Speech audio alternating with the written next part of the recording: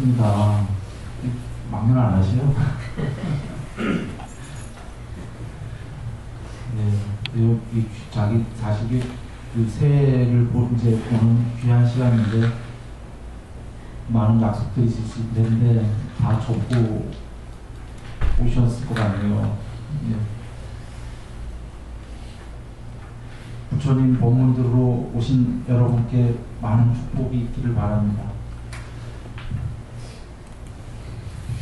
저번 시간에 괴로움의 소멸에 성스러운 일들을 했잖아요. 그래서 이제 오늘 괴로움의 소멸에 이르는 방법, 길, 할 정도로 갈 참이긴 한데요. 한번 저번 거를 정리 한번 해보고 가려고 합니다. 저번에 두 번째, 괴로움의 일어남의 성스러운 진리, 세 번째인 괴로움의 소멸의 성스러운 진리, 이렇게 갖고 12연기의 일어남, 12연기의 소멸은 다 살펴봤잖아요. 저 칠판에 있는 12연기를요. 그런데 우리가 다 살펴보긴 했는데 하나를 더 이해하고 넘어가야 될 게 있거든요. 우리가 저번 시간에 이해한 거는 무명이 소멸하면은 늙고 병들고 죽음이 소멸하고 근심, 탄식, 육체적 고통, 정신적 고통, 절망이라고 하는 고통, 괴로움 모두 싹 소멸해버린다를 배웠어요. 그래서 물론 그걸 배웠고 거꾸로 맨 처음에 역순으로 배운 게 늙고 병들고 죽음의 원인은 무엇일까? 태어남이다. 태어남의 원인은 존재다. 이렇게 쭉 올라갔었죠. 무명까지. 그래서 무명이 소멸하면은 다 늙고 병들고 죽음, 근심, 탄식, 모든 괴로움이 소멸한다는 건 배웠는데요. 무명을 어떻게 맨 처음부터 소멸하냐 이거죠. 무명을 맨 처음부터 소멸하는 거는 이치에 안 맞죠. 그래서 뭘 소멸해야 되냐면은 가래를 소멸하라고 하셨어요. 가래, 중간쯤에 있죠. 그렇게 되면은 해탈이다라고 하셨는데요. 대념 적용을 한번 얘기 드릴게요. 두 번째인 괴로움의 일어남의 성스러운 진리란 무엇인가? 피고들이요. 그러면 무엇이 괴로움의 일어남의 성스러운 진리인가? 두 번째죠. 그래서 여기 직접적으로 딱 말씀하십니다. 그것은 가래이다. 왜 가래이냐면요. 다시 태어남을 가져오고 윤회죠. 가래하게 되면 윤회하니까 환희와 탐욕이 함께하며 여기저기서 즐기는 것이다. 그것이 가래다 그러신 거예요. 윤회의 원인이 가래다. 즉 괴로움의 윤회라는 거는 괴로움과 동의어입니다. 윤회하게 되면은 전체 괴로움이 생기는 거니까요. 태어나면은. 그래서 가래가 괴로움의 일어남의 원인이다 그러신 거예요. 그래 가래를 없애라 하시면서 가래가 무언가를 설명하시는 게 가래라는 거는 환희와 탐욕이 함께하며 여기저기서 즐기는 것이다. 이렇게 말씀하셨고, 즉 감각적 욕망에 대한 가래, 존재에 대한 가래, 존재하지 않는 것에 대한 가래가 그것이다. 이것까지 저번에 공부했었어요. 세 가지 가래가 있다라고요. 그러나 세 가지 가래만 있는 게 아니라 사실은 또 가래를 방편 따라서 하면 6가지 가래가 돼요. 눈의 가래, 눈이 좋아하는 거, 귀의 가래, 코의 가래, 혀의 가래, 몸의 가래, 마음의 가래 이렇게가 되는 거죠. 갈증이. 그래서 그런데 왜 맨 처음에 가래를 3가지로만 설하셨냐면 우리 중생들은 전부 다 감각적 욕망을 하기 때문에 이게 큰 테마이기 때문에 하나 설하셨고, 그 다음 테마는 존재하고 싶은 사람, 계속 존재하고 싶은 게 큰 테마고요. 하나는 아예 존재하고 싶지 않다, 죽고 싶다. 이게 한 테마이기 때문에 제일 큰 테마로만 가래를 3가지로 설하신 겁니다. 그래서 이제 부처님께서 가래가 일어남의 원인이라고 하셨고요. 괴로움의 소멸의 진리에서는 그러면 괴로움의 소멸이란 무엇인가? 가래의 소멸이다 이렇게 얘기하셔요. 단적으로 그거부터 보면은 무엇이 괴로움의 소멸의 성스러운 진리인가? 가래가 남김없이 빛발이어 소멸하는 것이다. 이렇게 얘기하시는 겁니다. 그래서 통론으로 뭐라고 보시냐면 가래는 그러면 어디서 일어나는가 이렇게 맨 처음에 말씀하시면서요. 가래의 일어남이 괴로움의 일어남이고 가래의 소멸이 괴로움의 소멸인데 가래는 어디서 일어나는가? 가래는 이 세상에서 즐겁고 기분 좋은 것이 있으면 거기서 일어난다 그러셔요. 그리고 통론으로 세 번째, 그러면 가래는 어디서 소멸하는가? 그거 역시 세상에서 기분 좋고 즐거운 곳이 있는 곳에서 가래는 소멸해야 된다 이러셔요. 자, 왜 그러냐면요. 가래는 기분 좋고 즐거운 곳이 있는 것에서 일어나는 게 너무 당연하고요. 없애는 것도 그 장소에서 없애야 되는 게요. 지옥에서는 가래가 없어요. 고통만 받기 때문에.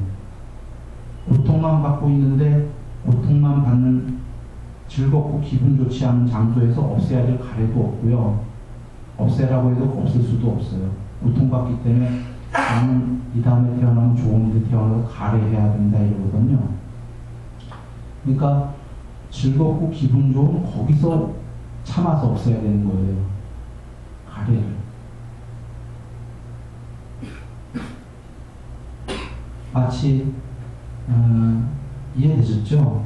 그래서 아까 그 가래의 두 번째 괴로움의 일어남, 가래의 일어남이 그러면 세상에서 기분 좋고 즐거운 곳에서 가래가 일어나는데 그렇게 말씀하시면서 눈은 세상에서 기분 좋고 즐거운 것이다. 귀, 코, 혀, 몸, 마음은 세상에서 기분 좋고 즐거운 것이다. 쉽게 얘기하면 나지요. 안이비설심이. 그리고 눈이 보는 바깥의 모양들, 소리, 냄새, 맛, 몸에 닿는 다 대상들, 감촉들, 마음의 대상들인 법, 구성 요소들이 바로 세상에서 기분 좋고 즐거운 것이다. 그리고 눈과 모양이 접촉할 때에 그 식별하는 거기서 생기는 아르마리, 아레야식이죠. 식별할 수 있는 그 능력, 식별지가 세상에서 기분 좋고 즐거운 것이다. 즉 지금 세 가지 얘기가 됐잖아요. 눈과 안이비설신이와 바깥의 색성향 미촉법, 그리고 그것의 접촉, 그것의 그 식별하는 아레야식, 이 세 가지가 전부 다 그 즐겁고 기분 좋은 것이다. 거기서 벌어지는 감각 접촉이 벌어지죠. 이제 접촉이 벌어졌죠. 나와 세상 간에. 그 감각 접촉이, 물론 이제 이 감각 접촉에는 6개가 있죠. 안이비설신이와 색성향 미촉법의 감각 접촉은 즐겁고 기분 좋은 것이다. 감각 접촉에서 벌어지는 게 느낌이잖아요. 12연기에서. 그 느낌은 즐겁고 기분 좋은 것이다. 느낌 다음에 저기서는 가래가 바로 나오는데 여기서는 이 개념초명에서는 인식이 나옵니다. 느낌 다음에 인식은 즐겁고 기분 좋은 것이다. 왜 인식이 먼저 나왔냐면요. 그렇게 나올 때가 많아요. 쌍미단니까에 특히 부처님께서 구분해서 얘기하시는 거예요. 안이비설신이가 접촉해서 느끼는 거는 느낌. 색성향 미촉법을 안이비설신이가 접촉할 때 안이비설신이의 주체적인 입장에서는 느낌이라고 설하시고, 색성향 미촉법 위주로, 그걸 위주로 설하실 때에는 인식이라고 설하시는 거예요. 바깥쪽을. 좀 어렵죠? 좀 어려워요. 여기까지 나가면 좀 곤란할 것 같긴 합니다. 여하간 그냥 쉽게 생각하시면 바깥 세상의 대상들을 파악하는 인식은 즐겁고 기분 좋은 것이다라는 거죠. 그렇게 나가서 이제 의도는, 가래는, 그 다음에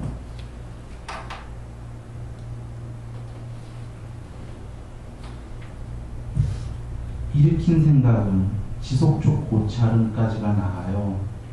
그러니까 쉽게 생각하시면 돼요. 통론이었는데 나라는 안이비설신이와 나 바깥의 색성향 미촉법을 다 하게 되면 그게 세상이에요. 그게 세상 전체를 얘기하는 건데요. 부처님께서 그게 세상의 일어남이라고 보셨는데 세상의 일어남은 궁극이 아니라고 보셨어요. 세상은 우리 사는 세상만이 아니에요. 천상세계까지 모두 망라해서 지옥까지 세상이 아닌 그 무엇이 있다고 보셨어요. 세상은 안이비설신이와 색성향 미촉법에 불과한 거고 세상은 무명에 의해서 일어난 거다. 무명이 소멸하면 세상이 아닌 궁극이 있다라는 겁니다. 그 세계가 아닌. 그래서 그 즐겁고 기분 좋은 그 안이비설신이와 색성향 미촉법 세상 전체를 기분 좋고 즐거워하는 동안은 그 세상에서 살게 되니까 기분 좋고 즐거워하는 것을 모두 소멸하게 되면 세상 끝에 쓴 다음에 세상을 초월하게 된다는 말씀이고요. 만약에 초월을 못했다 하더라도 안이비설신이와 색성향 미촉법의 세상의 접촉들을 즐거워하지 않을수록 높은 천상세계에 간다고 하신 거예요.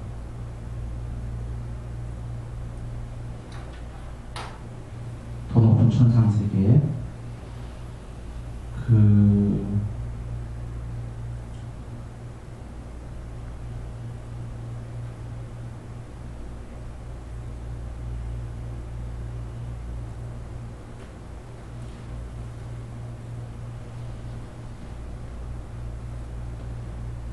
이것을 설명하려면 좀 쉽지는 않죠.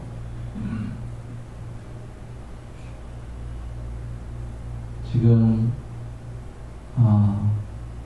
안이비설신이로 색성향 미촉법을 자꾸 접촉하면서 즐기고 느끼고 환희하게 되면 그 환락에 의해서 고통을 느낀다고 하신 거예요.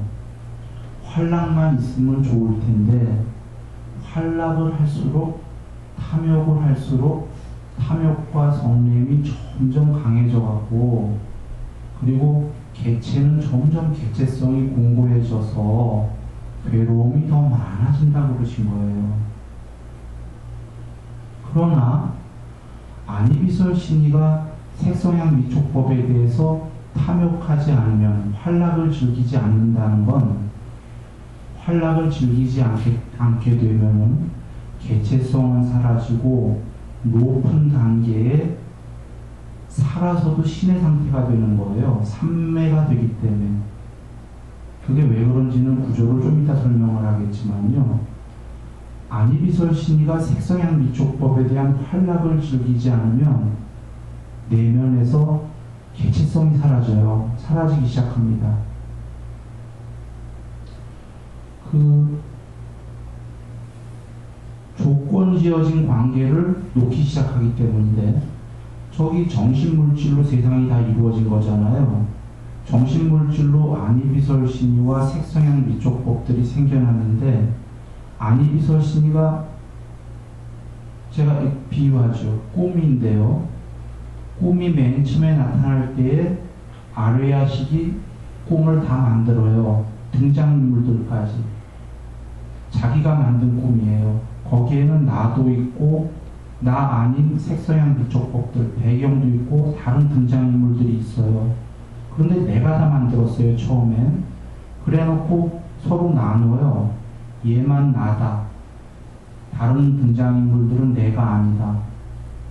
그렇게 하면서 환락을 즐겨요. 탐욕을 하고 싸움하면서. 이렇게 되면 꿈에서 자기가 다 등장인물 만들어 놓고 그 한 명만 나가 돼요. 그런데 그 꿈에서 나라는 등장인물이 다른 등장인물들과의 환락을 즐기지 않게 되는 순간에 내가 그 꿈을 다 꾸고 있었다는 걸 알게 돼요. 등장인물들이 다 나였다라는 걸.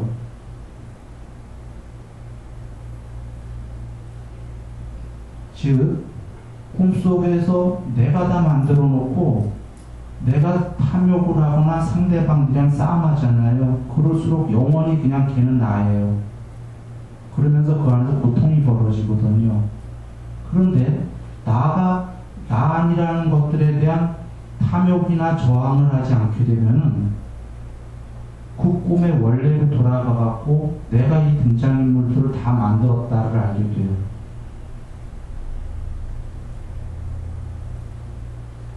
이렇게 비유하면 비유가 조금 낫겠군요.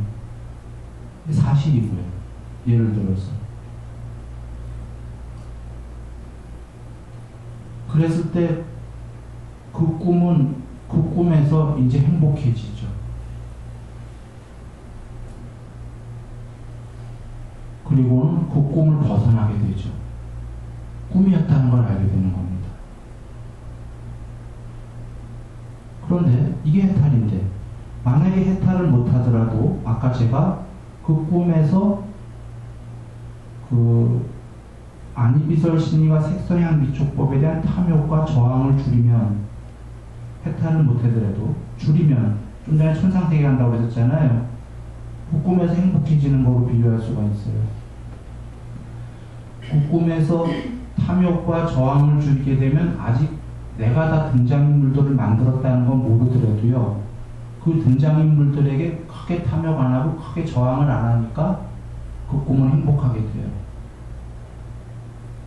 이건 어떻게 비유할 수 있냐면요, 우리가 꿈을 맨 처음에 출발은 아주 좋게 시작할 수 있어요. 꿈에서. 그 경우에도 내가 성격이 나쁜 사람이잖아요. 막 화가 나고, 그러면 좋게 출발해도 꿈에서 결국은 화내다가 중간쯤 가면 그 꿈은 나빠져요. 결말도. 또는 내가 탐욕이 많으면 아주 스무스하게 훌륭하게 시작했는데도 그 꿈은 내가 탐욕하다가 중간에 성격대로 되니까요. 꿈 안에서는. 꿈 안에서 못 참는 거 아시죠? 자기 성격 그대로 나와요. 현실에서 참더라도. 그러면 탐욕이 세다 보니까 꿈이 처음엔 훌륭했는데 안 좋게 끝나요. 그런데 반대로 꿈의 시작은, 영화의 시작은 엉터리로 시작했어요. 기분 나쁘게. 그런데 아레아식의 경향성이 훌륭해요. 별로 탐욕도 작고 사람들에게 늘 몸과 말과 마음으로 좋은 행위를 현실에서 했었고 화 거의 없고, 그 꿈 금방 좋아집니다. 그 꿈은.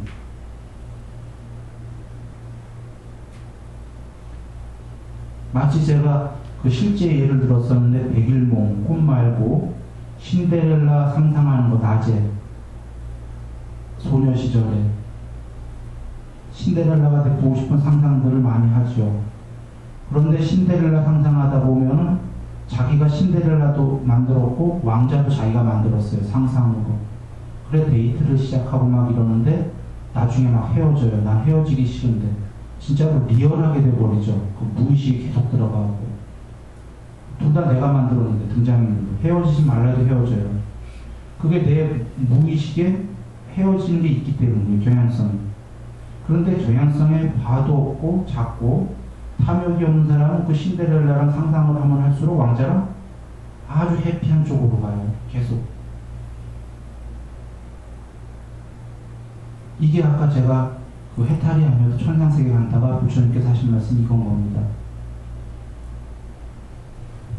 가래를 소멸하면 해탈이고, 소멸 못했다고 해도 소멸하는 쪽으로 가면은 천상세계에 가는 거예요. 더 높은.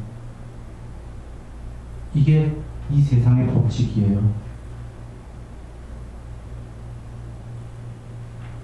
혹은 한번 이렇게 비유해 보겠습니다. 우리가 그 부처님께서 경에서 그러시거든요. 외도들을 만났을 때 외도에게 물어보아라. 우리가 서로 교리가 다르고 이치가 다르다고 하더라도 목표는 하나일까 다를까? 그러면 외도들도 목표는 하나일 거다라고 말할 것이다. 궁극은요? 궁극은 하나다. 그러면 궁극에 이르는 자가 탐욕이 많은 자일까 탐욕이 없는 자일까 하면은, 올바른 외도라면은 탐욕이 없는 자라고 얘기할 거다. 그러면 궁극에까지는 못 가더라도 천상에 가는 사람이 탐욕이 적은 사람일까 많은 사람일까 물어본다면 올바른 외도라면은 탐욕이 적은 자가 더 높은 천상을 갈 거다.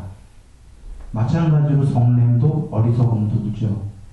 그 모두를 망라한 원인이 가래거든요. 즉, 이 얘기를 한마디로 축약하면 가래가 많은 사람이 해탈할 수가 있는가, 가래가 적은 사람이 해탈할 것인가 하면 가래가 없는 사람이고요. 보다 몸이 무너진 다음에 천상세계가 많은데 그 중에 제일 높은 천상을 갈 사람은 가래가 적은 사람이다라는 거죠. 이치로도 그렇고 실제로도 그렇다. 가래가 적은 사람은 아까 그 꿈에서 내가 꾼 꿈이라는 걸 다 알았다는 건 뭘 의미하는 거죠? 그 개체가 아니라 꿈을 좀 벗어나려고 할 정도니까 굉장히 마음이 커진 거예요. 무량해졌어요. 실제로도. 그렇게 되는 거거든요.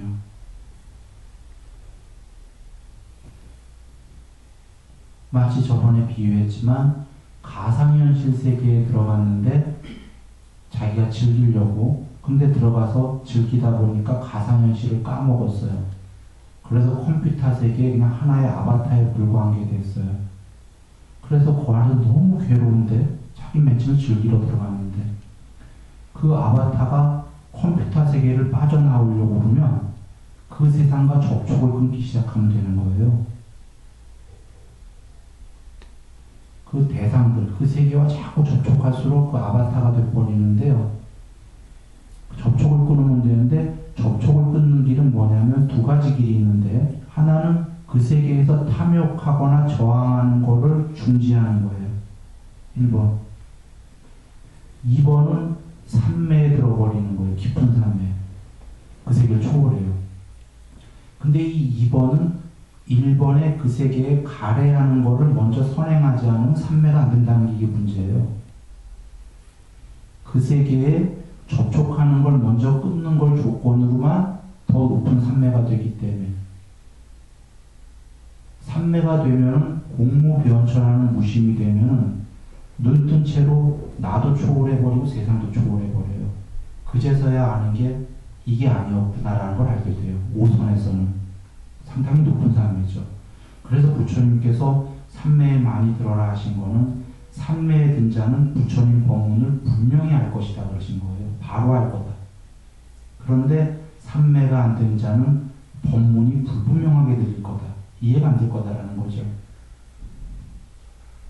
그래서 산매가 깊이 되면은 그것이 되지만 아직 산매가 되려면 선행돼야 될 게 세상에서 감각적 욕망들, 아까 가래를 어느 정도 소멸해야지만 되거든요. 그것이 부처님께서 육군 단속하라고 하셨던 거예요. 안미설 심의를. 그런데 여전히 우리가 크게 괴로워할 이유는 없는데, 왜냐하면 저번에도 얘기했지만 육군 단속을 처음부터 다 가래를 소멸을 하신 거 아니거든요. 눈, 귀, 코, 혀, 몸, 마음이 하는 탐욕의 머물러를 인정해 주셨거든요. 우리에게. 처음부터 다 못 끊는 걸 알기 때문에. 그리고 탐욕에 강요되어 완전히 동요되어 하는 거를 좀 방어해라 하신 거죠. 수호해라. 즉 완전히 동요된다가 뭐냐면 눈으로 보고 뭐 너무 좋아갖고 거기에 빠져갖고 눈으로 어떤 걸 계속 보려고 한다. 그러면 그건 탐닉이 되는 거죠. 그런 걸 방어하라고 그러신 거예요.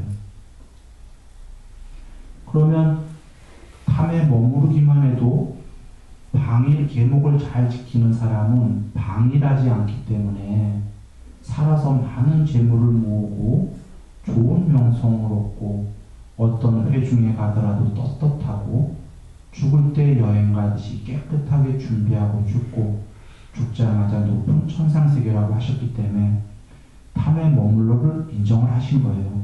그러나 탐에 너무 동요되는 가래의 부분에서 눈, 귀, 코, 혀, 몸, 마음이 세상에 너무 집착하는 것들을 방어해야 된다 그러신 겁니다. 그렇게 해서 가래를 소멸해 가야 된다 하신 거죠. 그리고 또 다른 비유를 한번 해보면요.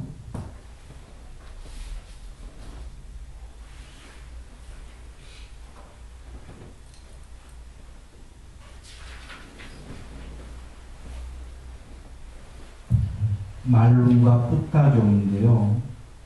그때 말룸과 푸따 존자가 세종께 다가갔다. 가서는 여쭙는 거예요. 간략하게 법을 좀 설해 주십시오. 설해 주시면 저는 숲에 홀로 들어가서 열심히 공부하겠습니다. 그러자 부처님께서 미리 말씀하십니다. 말름과 붓다여 이를 어찌 여기는가. 그대가 보지 못했고 전에도 본 적이 없으며 지금 보지 못하고 앞으로도 보지 못할, 즉 과거에도 본 적이 없고 지금도 본 적이 없고 앞으로 미래에도 보지 못할 눈으로 알아야 하는 모양들이 있다면 그대는 그것들에 대한 욕망이나 탐욕이나 애정을 가지겠는가? 쉽게 얘기하면 이런 말씀입니다. 본 적 없는 모양에 대해서 그 생각이나 할 수 있겠냐 이런 겁니다. 본 적 없는 모양에 대해 생각도 할 수 없으니까 탐욕이나 애정이나 이런 거 가질 수 없잖아요. 옛날에 그 인디안들이 미국 아메리칸 인디안들이 그 배가 들어왔을 때 페루 사람인가 아메리칸 인디안인가 모르겠는데 큰 배가 들어왔을 때 뭔지 몰랐답니다. 아예 보이지도 않았답니다. 상상 부러져. 본 적 없는 걸 본 거예요. 그러니까 아예 저게 뭔지 모르는 거예요. 뭔지 모르는데 거기에 대해서 탐욕이나 애정을 갖거나 저항을 가질 수가 없는 거죠. 그런 것처럼 귀가, 코가, 혀가, 몸이, 마음이 과거에도 경험해 본 적이 없고 미래에도 경험 못 해봤고 지금도 모르는 것을 보고 탐욕이나 애정을 가질 수 있겠습니까? 못 갖죠. 못 갖죠. 이게 무슨 말씀이시냐면 이러십니다. 그대가, 이 결론을 얘기하십니다. 그대가 보고, 듣고, 감지하고, 알아야 하는 법들에 대해서, 여기서 지금 보고는 눈으로, 듣고는 귀로, 감지는 코, 혀, 몸, 이거 감촉이기 때문에 부처님께서 이건 감지라고 그러셔요. 코, 혀, 몸에 대한 그 대상은 감지, 알아야 하는 거는 마음. 다 얘기하신 거거든요. 그런 법들에 대해서 볼 때는 단지 본만이 있을 것이고 들을 때는 단지 들음만이 있을 것이고 감지할 때는 단지 감지만 있고 알 때는 단지 암만이 있다.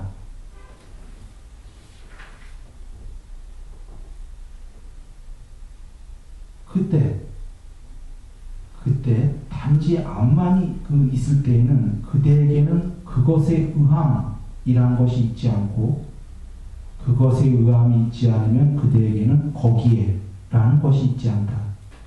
거기에가 있지 않으면 그대에게는 여기 이 세상도 없고 저 세상도 없고 가운데도 없다. 이것이 바로 괴로움의 소멸이다 하신 거예요. 이 말씀이 어떤 말씀이냐면요. 우리는 보게 되면요, 본 대상에 대해서 기억과 사유라는 해로운 법이 물밀듯이 들어온다고 하셨어요. 그러니까 보면은 우리는 기억과 사유가 생기죠.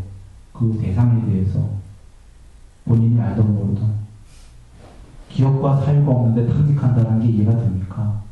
지금 뭐라고 앞서서 얘기하신 게 그대가 전에도 본 적 없고 미래에도 본 적 없고 지금도 본 적이 없는 거에 대해서 탐욕이나 애정이 생길 수 있는가? 뭔지도 모르는데 말이죠. 있을 수 없죠. 지금 우리가 본 거에 대해서 본 거를 안다라는 거는 기억과 사유가 일어나고 있다는 거잖아요. 그러면 기억과 사유는 둘 중에 하나예요. 탐닉에 대한 기억과 사유든지 싫어하는 거에 대한 기억과 사유든지 둘 중에 뭐가 됐건 우리는 눈으로 보는 거에 늘 괴로워하고 있다는 거예요. 귀도 코도. 그런데 지금 그렇게 말씀하신 다음에 눈으로 볼 때는 본만이 있다 이런 말씀은 기억과 사유가 없다. 아무 생각 없다. 모른다는 소리는 아니에요. 눈으로 보고 경험을 하지만 그 다음에 아무 생각이 없다. 이렇게 눈으로 귀로 감촉으로 마음으로 암만 있을 때, 단지 암 그 자체만 있을 때 거기에는 그것에 의함이라는 게 없다는 게 대상에 의해서 생각하는 게 없다라는 거예요.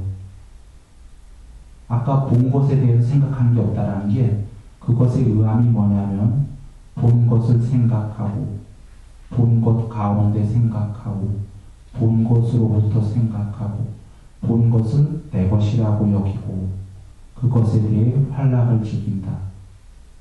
그것은 무슨 까닭인가? 그는 그것을 알지 못하기 때문이다. 우리가 본 것을요, 늘 본 것을 생각해요. 그래서 그 다음에 어떤 진행을 하냐면 늘 본 것 가운데 생각해요. 비유할게요. 애기들 생각할게요. 애기가 인형이 있을 때 어린 나이에 인형을 보면 학교 가서도 인형을 생각해요. 그리고 온통 학교 생활을 인형 가운데 생각해요. 그리고 자기가 못 본 새로운 어떤 사물을 보면 인형으로부터 추론해내려고 해요. 그거를 인형으로부터 생각해요. 그리고 인형에 대해서 내 것이라고 여기면서 인형에 대해서 활락을 즐깁니다. 그것은 무슨 까닭이냐면 그 어린 애기는 아무것도 모르기 때문이에요. 근데 걔가 조금만 크면 걔는 인형을 시시해서 던져버리죠. 시시해서 인형을 던져버리고 인형을 생각하지 않고 더 이상 인형 가운데서 세상을 생각하지 않고 인형으로부터 모든 세상을 생각하지 않을 것이고 인형을 내 것이다라고 여기지도 않을 거예요. 버려버리고 인형에 대한 활락을 즐기지 않는다. 아이고 무슨 까닭인가? 그는 그것을 잘 알고 있기 때문이다. 지금 그것처럼 여기 지금 부처님께서 우리는 본 것에 대해 기억과 사유를 한다라는 게 본 것을 생각하고 늘 본 것 가운데 생각하고 본 것으로부터 생각하며 본 것은 내 것이다라고 여기고 이러니까 그걸 늘 집착하는 거 아니겠습니까? 본 것에 대한 활락을 즐긴다. 아이고 무슨 까닭인가? 그는 아까 애기 비유처럼이면 그는 아직 모르는 애기이기 때문이다. 이렇게 되는 거거든요. 그래서 부처님께서 지금 올 때는 단지 본만 있고 이 말씀은 모른다 이런 얘기예요. 기억과 사유가 경험은 하지만 그 다음에 경험은 하지만 생각하고 가운데 생각하고 몸으로부터 생각하고 이게 아니다라는 거예요. 그때 어떤 일이 벌어지냐면 저번 시간에 얘기 드렸는데 2선 깊거나 3선 초기쯤만 해도 여기 초가 2개 있는데 분명히 초가 2개 있는데 긴 초와 짧은 초가 삼매에서 초라는 이름을 먼저 모르고 길고 짧은 걸 몰라요. 눈으로는 보이는데 경험이 되는데 분별이 없어졌어요. 그때가 바로 거기서부터가 볼 때는 본만 있고예요. 그러면 그게 뭐가 좋냐는 생각이 들 거예요. 생각이 없을 때 보는 건 알고 있지만 그때 있는 그대로 완벽하다가 떨어져요. 이럴 수가. 오, 이럴 수가 있구나. 여기에 온 우주가 있구나. 완전 진공 상태구나. I am that. 이런 소리가 나오는 거예요. 그때 내가 그것이야. 없어. 그 작은 산매인데도요. 그 산매가 점점 넓혀져 갑니다. 그때 둘이 아닌 상태인 거예요. 오직 온 우주가 완벽하게 거기 있는 거예요. 예를 들었었습니다. 그 어떤 조사님이 그러셨다는데 누군지는 제가 모르지만 들은 소리입니다. 비가 제 구멍에 오는구나 그랬답니다. 산매에서 비가 제 구멍에 떨어집니다. 비가 오면은 무작위로 오지 어디 땅에 자기 구멍에 떨어지겠어요. 근데 산매에서는 그렇게 느껴집니다. 있는 그대로 완벽하기 때문에 모든 게. 그러니까 원래 구멍대로 딱딱 정해진 대로 떨어지는 걸로 보이는 거예요. 그런데 표현할 길이 없어서 이거는 이해를 도울 수 있는 누구나 이해할 수 있는 식으로 지금 언어로 얘기한 거예요. 그냥 그 벌어지고 있는 상태를. 그러나 그 안에 내면에서 벌어진 마음 상태는 표현할 길이 없죠. 모르시겠죠. 지고입니다. 아주 지고입니다. 지고라는 말로도 안 됩니다. 그래서 이렇게 표현을 해볼까요? 부처님께서 이 가래, 감각적 쾌락을 희열과 행복이라는 초성과 이선의 산매 또는 혹은 그거보다 더 높은 산매, 삼선 이상이 안 되면 감각적 쾌락을 버릴 수가 없다고 그러셨어요.